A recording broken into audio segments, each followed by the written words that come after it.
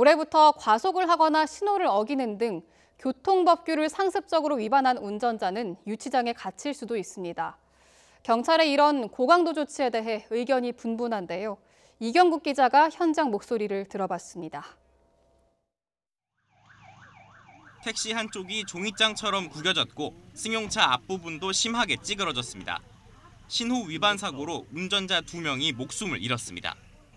교통법규를 지키지 않아 생기는 이런 사고를 막기 위해 경찰이 고강도 대책을 내놓았습니다. 올해부터는 1년에 10번 이상 과태료를 부과받는 운전자는 특별 관리 대상이 되고 이후에도 3번 이상 더 위반하면 직결 심판에 넘겨져 유치장 신세를 질 수도 있습니다. 법규 위반이 많을수록 사고를 내는 빈도가 높기 때문인데 연간 10번 이상 과태료를 낸 운전자는 한 차례 위반한 운전자보다 인명사고 위험이 2배 이상 높았습니다.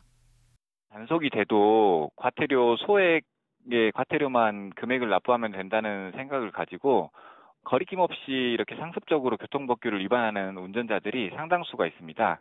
관리를 강화하기 위한 취지입니다. 지난 1일 대형 차량부터 우선 시행됐고 오는 7월부터는 전체 자동차로 확대할 방침입니다. 하지만 이러한 대책에 대한 걱정과 우려의 목소리도 적지 않습니다.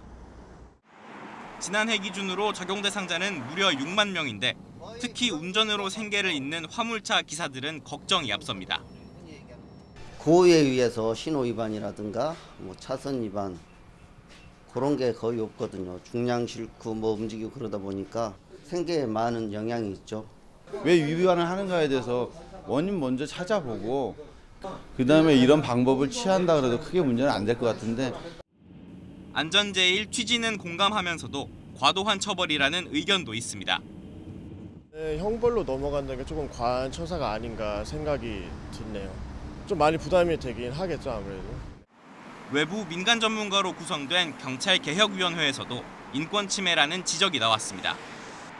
압류 등 취할 수 있는 다양한 조치가 있는데도 왜 경찰이 시민을 상대로 해서 신체의 자유를 제한하고 체포하겠다는 말을 하는지 의문입니다. 헌법 위반이고 인권 침해입니다. 여러 논란 속에 경찰의 특별 대책이 도로 위 악성 운전자를 줄이고 일반 운전자를 보호하는 본래 취지를 살릴지 주목됩니다. YTN 이경국입니다.